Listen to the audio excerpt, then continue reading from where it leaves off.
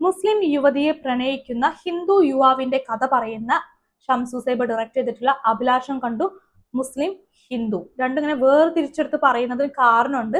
നമ്മൾ കണ്ടു ശീലിച്ച കുറെ അധികം മലയാള സിനിമകളുണ്ട്, അതിനകത്ത് കുറെ ക്യാരക്ടേഴ്സ് ഉണ്ട്. ഈ ക്യാരക്ടേഴ്സിൽ ഏറിയ പങ്കും ഒന്നെങ്കിൽ വർമ്മയായിരിക്കും, അല്ലെങ്കിൽ മേനോനായിരിക്കും, അല്ലെങ്കിൽ നായരായിരിക്കും. അതിനപ്പുറത്തേക്കുള്ള ദളിത് ജീവിതങ്ങളോ മുസ്ലിം ജീവിതങ്ങളോ ഒന്നും അധികം മലയാള സിനിമയ്ക്കകത്ത് വരാറില്ല. പണ്ടത്തെ കാലത്തുള്ള ബ്ലാക്ക് ആൻഡ് വൈറ്റ് മൂവീസിലൊക്കെയാണ് മുസ്ലിം ജീവിതങ്ങളെ അടിസ്ഥാനമാക്കിയിട്ടുള്ള കുറേയധികം മലയാള സിനിമകൾ ഞാൻ കണ്ടിട്ടുള്ളത്. പക്ഷെ 80, 90, 2000 ഒക്കെ ആയപ്പോഴേക്കും അതിൽ ഒരുപാട് എണ്ണത്തിൽ കുറവ് വന്നു. ഇവിടെ നായന്മാരും മേനോന്മാരും ഒക്കെ കൂടി ഇടിച്ചു കയറുന്ന അവസ്ഥയായിരുന്നു. എന്നാൽ കഴിഞ്ഞ കുറച്ച് വർഷങ്ങളായിട്ട് നോക്കുകയാണെങ്കിൽ ഇബിലീസ്, പെരുമാനി, കൽബ് പോലുള്ള സിനിമകളൊക്കെ വരുമ്പോൾ അത്തരം മുസ്ലിം ജീവിതങ്ങളെ കുറിച്ചുകൂടിയുള്ള കഥകൾ നമ്മളിലേക്ക് എത്തുന്നുണ്ട്. സോ കമ്പാരിറ്റീവ്ലി കുറച്ചും കൂടി മാറ്റങ്ങൾ സംഭവിച്ചിട്ടുണ്ട്. മുസ്ലിം ജീവിതങ്ങളെ കുറിച്ച് കഥ പറയുന്ന സിനിമകളുടെ ആ എണ്ണത്തിൽ വർധനവുണ്ടായിട്ടുണ്ട്. അതേസമയം തന്നെ ആലോചിക്കണം, TV സീരിയൽ സംഭവങ്ങളിലൊക്കെ എത്ര ജനകീയമായ സീരിയൽസ് ഒക്കെ വരുന്നുണ്ട്. അതേപോലെ തന്നെ ഒരുപാട് ചാനലിൽ സീരിയൽസ് വരുന്നുണ്ട്. എന്നിട്ട് പോലും അതിനകത്ത് പോലും മുസ്ലിം ജീവിതങ്ങൾ എവിടെയും കാണാറില്ല. അതിനകത്തും വർമ്മയും മേനോനും നായരൊക്കെ തന്നെയാണ് കാര്യമായിട്ടുള്ളത്. MIT മൂസ പോലുള്ള വളരെ റയർ ആയിട്ടുള്ള പ്രോഗ്രാമിലൊക്കെയാണ് മുസ്ലിം ജീവിതങ്ങളെ, കഥാപാത്രങ്ങളെ കാണിക്കുന്നത്. ഇത്രയധികം ജനകീയമായ സീരിയലുകൾ ഇത്രയധികം ഉണ്ടായിട്ട് പോലും മുസ്ലിം കഥാപാത്രങ്ങൾ അതിനകത്ത് പോലും വരുന്നില്ല. സോ അങ്ങനെ ഒരു സിറ്റുവേഷനിൽ ഈ പറയുന്ന പോലെ അധികം മുസ്ലിം ജീവിതങ്ങളെ ഇത്തരം മാധ്യമങ്ങൾ പോലും, കലാമാധ്യമങ്ങൾ പോലും കാണിക്കാത്ത ഒരു കാലഘട്ടത്തിൽ വളരെ എണ്ണം കുറവാണെങ്കിൽ പോലും ഇത്തരം സിനിമകൾ വരുമ്പോൾ എനിക്കിതൊരു വലിയ മുന്നേറ്റമായിട്ടാണ് ഫീൽ ചെയ്യുന്നത്. ആ നിലയ്ക്ക് നോക്കുകയാണെങ്കിൽ അഭിലാഷം എന്ന് പറയുന്ന സിനിമ എനിക്ക് കുറച്ച് സ്പെഷ്യൽ ആയിട്ട് ഫീൽ ചെയ്യുന്നുണ്ട്. കാരണം ഇതിനകത്ത് ഉള്ള നായികയായിട്ടുള്ള ഷെറിൻ ഒരു മുസ്ലിം മതത്തെ പ്രതിനിധീകരിക്കുന്ന ഒരു പെൺകുട്ടിയാണ്. അവരുടെ കുടുംബ പശ്ചാത്തലം സംഭവങ്ങളൊക്കെ കാണിക്കുന്നുണ്ട്. അപ്പൊ അത്തരത്തിൽ ആ ഒരു കുടുംബ പശ്ചാത്തലമൊക്കെ കാണിക്കുമ്പോൾ, മുസ്ലിം ജീവിതമൊക്കെ കാണിക്കുമ്പോൾ എനിക്കത് ഈ പറഞ്ഞ പോലെ മുന്നേറ്റത്തിന്റെ ഭാഗമായിട്ട് സ്പെഷ്യൽ ആയിട്ടാണ് ഫീൽ ചെയ്യുന്നത്. അതേപോലെ തന്നെ ഇതിനകത്ത് മറ്റൊരു ശ്രദ്ധിച്ച കാര്യമാണ് നമ്മുടെ ഡയറക്ടർ ആയിട്ടുള്ള ഷംസു സേബിയും റൈറ്റർ ആയിട്ടുള്ള ജെനിൻ കാച്ചപ്പള്ളി. രണ്ടുപേരും ഇതിനകത്ത് മതം എന്ന് പറയുന്ന ഒരു സംഭവമുണ്ട്. നായകൻ ഹിന്ദു മതത്തെ പ്രതിനിധീകരിക്കുന്നു, നായിക മുസ്ലിം മതത്തെ. പക്ഷെ അവരുടെ പ്രണയത്തിനിടയ്ക്ക് ഒരിക്കൽ പോലും മതം എന്ന് പറയുന്ന സംഭവത്തെ പ്ലേസ് ചെയ്തിട്ടില്ല. മതം ഒരു പ്രശ്നമാക്കിയിട്ടില്ല, ഒരു കോൺഫ്ലിക്റ്റ് ആയിട്ട് അതിനെ യൂസ് ചെയ്തിട്ടില്ല. കഥാപാത്രങ്ങൾക്ക് ചുറ്റും നിൽക്കുന്ന ഒരു വ്യക്തി പോലും നിങ്ങളുടെ മതം ഒരു പ്രശ്നമാണെന്ന് പറയുകയോ സൂചിപ്പിക്കുകയോ ചെയ്തിട്ടില്ല. അത് ഭയങ്കര പ്രോഗ്രസീവ് ആയിട്ടുള്ള ഒരു കാര്യമാണ്. വേണമെങ്കിൽ സൂചിപ്പിക്കാമായിരുന്ന സാഹചര്യം ഒരുപാട് അവിടെ വരുന്നുണ്ട്, പക്ഷെ അത് ആരും എടുത്ത് പറഞ്ഞിട്ടില്ല. അങ്ങനെ പ്രോഗ്രസീവ് ആയിട്ടുള്ള ഒരു ചിന്ത കൊണ്ടുവരുന്ന അതേ സമയത്ത് തന്നെ ഇവർക്ക് പറ്റിയ അടുത്ത മിസ്റ്റേക്ക് എന്താന്ന് വെച്ചാൽ, നമ്മളൊരു സംഭവം പറയുമ്പോൾ ഒരു സിനിമയ്ക്കകത്ത് പല കാര്യങ്ങളും പറയും, പല ഐഡിയോളജി കാര്യങ്ങളൊക്കെ ഉണ്ടായിരിക്കും. അപ്പൊ നമ്മൾ കൊടുക്കുന്ന ബാക്ക്ഗ്രൗണ്ട് സ്കോർ കൂടി ശ്രദ്ധിക്കണം.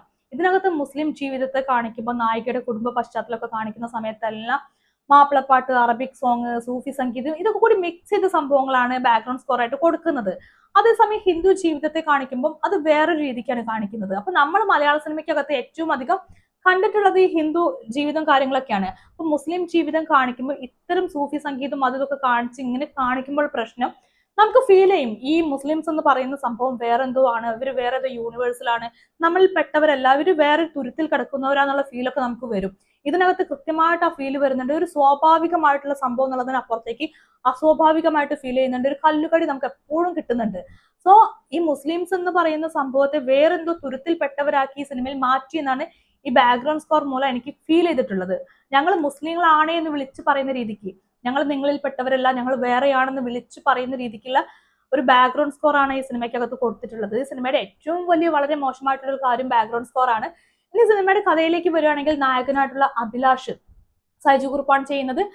അതേപോലെ തന്നെ നായികയായിട്ടുള്ള നമ്മുടെ ഷെറിനായിട്ട് വരുന്നത് തൻവിയാണ്, തൻവി റാമാണ്. അപ്പൊ ഇവരുടെ ഒരു പ്രണയം സംഭവമാണ് കാണിക്കുന്നത്. അഭിലാഷിന് വർഷങ്ങളായിട്ടുള്ള പ്രണയമാണ് കാണിക്കുന്നത്, തൻവിയോടുള്ള പ്രണയം. പക്ഷെ ഇതിൽ ഏറ്റവും കോമഡി എന്താന്ന് വെച്ചാൽ, നായികയെ ഒന്നിലധികം ആളുകൾ പ്രണയിക്കുന്നുണ്ട്. നായികയെ അങ്ങനെ അധികം ആളുകൾ പ്രണയിക്കണമെങ്കിൽ അവർ കുറച്ച് സ്പെഷ്യൽ ആയിട്ട് കാണുന്നവർക്ക് ഫീൽ ചെയ്യണം. ഞാൻ പറയുന്നത് മുഖഭംഗിയല്ല, അവർക്ക് എന്തോ ആകർഷണമുള്ളതായിട്ട് കാണുന്ന പ്രേക്ഷകർക്കും ഫീൽ ചെയ്യണം. നായകൻ എന്തൊക്കെ ഫീൽ ചെയ്യുന്നു അതൊക്കെ പ്രേക്ഷകർക്കും കൂടി ഫീൽ ചെയ്യണമല്ലോ. എന്നാൽ തൻവി വരുന്ന സമയത്ത് തൻവി കാണാൻ കൊള്ളാവുന്ന പെൺകുട്ടിയാണ്, പക്ഷെ ഈ കഥാപാത്രത്തിന് ഒട്ടും ആപ്റ്റ് അല്ല എന്ന് എനിക്ക് ഫീൽ ചെയ്തു. അതായത് പുള്ളിക്കാരിയുടെ ഫേസിലേക്ക് നോക്കുന്ന സമയത്ത് ഈ പറയുന്ന ഒരു ആകർഷണം തോന്നുന്നില്ല, ഇവരൊരു സ്പെഷ്യൽ ആണെന്ന് നമുക്ക് തോന്നുന്നില്ല. ഒന്നിലധികം ആളുകൾ ഇത്രത്തോളം ഇവരെ ഭീകരമായിട്ട് പ്രണയിക്കാനുള്ള എന്തെങ്കിലും ഉണ്ടോ എന്ന് പോലും സംശയിച്ചു. അപ്പൊ ഒരു മിസ്കാസ്റ്റിംഗ് ആയിട്ട് എനിക്കിത് ഭയങ്കരമായിട്ട് ഫീൽ ചെയ്തിട്ടുണ്ടായിരുന്നു. അതുമല്ല, തൻവിയുടെ ഫസ്റ്റ് ഇൻട്രോ സീൻ പോലും ഉണ്ട്. നമ്മളിങ്ങനെ ഇത് ആരാണെന്ന് അറിയാനുള്ള ഒരു ആകാംക്ഷയുണ്ട്. ഷെറിൻ എന്ന് പറയുന്ന ഇത്ര നായകൻ ഇത്രയധികം സ്നേഹിക്കുന്ന വ്യക്തി, ആ ഒരു ഇൻട്രോ സീനിൽ പോലും നമുക്ക് ഈ പറയുന്ന ഹൈപ്പ് ഒക്കെ കൊടുത്തിട്ട് പോലും നമുക്ക് അത് കിട്ടുന്നില്ല.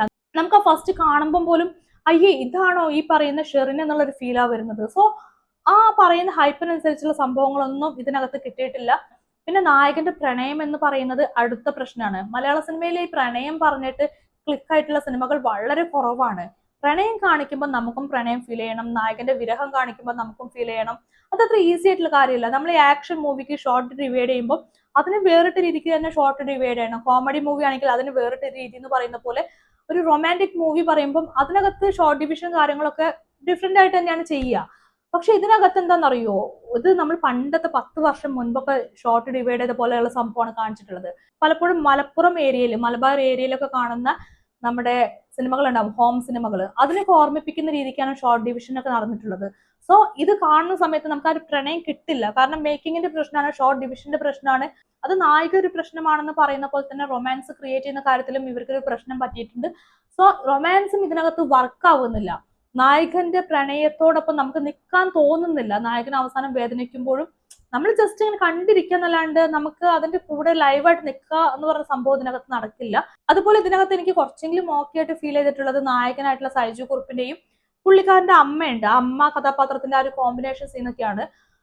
ബാക്കിയുള്ള സംഭവങ്ങളൊക്കെ ഭയങ്കര ഈ പറഞ്ഞ പോലെ കുറച്ച് ഭയങ്കര പ്രശ്നമായിട്ട് ഫീൽ ചെയ്തു. പിന്നെ നവാസ് വള്ളിക്കുന്ന് ഇതിനകത്ത് ഒരു ക്യാരക്ടർ ചെയ്യുന്നുണ്ട്. ഈ മൂവിനെ കുറച്ചെങ്കിലും എൻഗേജ്ഡ് ആക്കി നിർത്തുന്ന എന്തെങ്കിലുമൊക്കെ ഉണ്ടെങ്കിൽ അത് നവാസ് വള്ളിക്കുന്നിന്റെ പെർഫോമൻസ് മാത്രമായിരിക്കും. ആക്ച്വലി ഈ ഒരു മൂവി 20-25 മിനിറ്റ് കൊണ്ട് പറഞ്ഞു തീർക്കാവുന്ന ഒരു ഷോർട്ട് ഫിലിമിനുള്ള കോണ്ടന്റ് മാത്രമേ ഉള്ളൂ. പക്ഷെ 2 മണിക്കൂറോളം വലിച്ചു നീട്ടി കൊണ്ടുപോയിട്ട് പ്രേക്ഷകരെ പരമാവധി മടുപ്പിച്ചിട്ടുണ്ട്. ഇത് കണ്ടപ്പോൾ എനിക്ക് പെട്ടെന്ന് ഫീൽ ചെയ്തത്, ഇതിന്റെ ഡയറക്ടർ ഒരു പക്ഷേ റൈറ്ററോട് പോയി പറഞ്ഞിട്ടുണ്ടായിരിക്കും, മലബാർ പശ്ചാത്തലമാക്കി ഒരു കഥ ചെയ്യണം, മുസ്ലിം കഥാപാത്രം വേണം, പ്രണയം വേണം, ഇങ്ങനെ ഓരോരോ ടാസ്ക് കൊടുത്ത് അങ്ങനെ ഉണ്ടാക്കിയെടുത്തൊരു സ്ക്രിപ്റ്റ് ആണെന്ന് പോലും എനിക്കിത് കണ്ടപ്പോൾ ഫീൽ ചെയ്തിട്ടുണ്ടായിരുന്നു. ഇതിന്റെ സംഗീതം കാര്യങ്ങളാണെങ്കിൽ പോലും ഈ പറയുന്ന പോലെ ഭയങ്കര അരോചകം ഉണ്ടാക്കുന്ന കാര്യമായിട്ട് ഫീൽ ചെയ്തു. പശ്ചാത്തല സംഗീതം പറയുന്ന പോലെ തന്നെയാണ് ഇതിന്റെ സംഗീതത്തിന്റെ കാര്യവും ഭയങ്കര അരോചകമായിട്ട് ഫീൽ ചെയ്തിട്ടുണ്ടായിരുന്നു. പിന്നെ അർജുൻ അശോകന്റെ ക്യാരക്ടർ ഉണ്ട്. ഈ അടുത്ത കാലത്ത് കണ്ടതിൽ ഏറ്റവും അധികം ബോറടിപ്പിച്ചൊരു ക്യാരക്ടറാണ് അർജുൻ അശോകന്റേത്. അത് തന്നെ സഹിക്കാൻ പറ്റാത്ത അവസ്ഥയിൽ നിൽക്കുന്ന ഒരു ഘട്ടത്തിലാണ് ഇതിനകത്തേക്ക് പെട്ടെന്ന് ഷൈൻ ടോം ചാക്കോ വരുന്നത്. അത് തീരെ സഹിക്കാൻ പറ്റാത്ത ഒരു ക്യാരക്ടറായിരുന്നു. ആക്ച്വലി ഇതൊക്കെ കോമഡിക്ക് വേണ്ടി കാണിക്കുന്നുവെങ്കിലും പ്രേക്ഷകർക്ക് കണ്ടിരിക്കാൻ പറ്റുന്നില്ല. ഞാൻ പറഞ്ഞില്ലേ, ഈ ഒരു സമയം 2 മണിക്കൂർ വലിച്ചു നീട്ടാൻ വേണ്ടിയിട്ട് എന്തൊക്കെ കൊണ്ടുവരാൻ പറ്റുമോ അതെല്ലാം കൊണ്ടുവന്നു. പിന്നെ ഇതിനകത്ത് പ്രണയം എന്ന് പറയുന്ന ഒരു ഹാബിറ്റിനെ കുറിച്ച് പറയുന്ന ഒരു കാര്യമാണ്. അത് മാത്രമാണ് ഇച്ചിരിയെങ്കിലും എനിക്കൊന്ന് കണക്ട് ചെയ്യാൻ പറ്റിയിട്ടുള്ള കാര്യം. പക്ഷെ അത് പറയാൻ വേണ്ടിയിട്ട് എന്തിനാണ് ഇത്രയധികം വലിച്ചു നീട്ടി കൊണ്ടുപോയെന്ന് എനിക്ക് മനസ്സിലായില്ല. പഴയകാല മലബാർ സിനിമകളെ ഓർമ്മിപ്പിക്കുന്ന രീതിക്കുള്ള ഒരു പഴഞ്ചൻ സെറ്റപ്പുമായിട്ടാണ് ഈ സിനിമ ചെയ്തിട്ടുള്ളത്.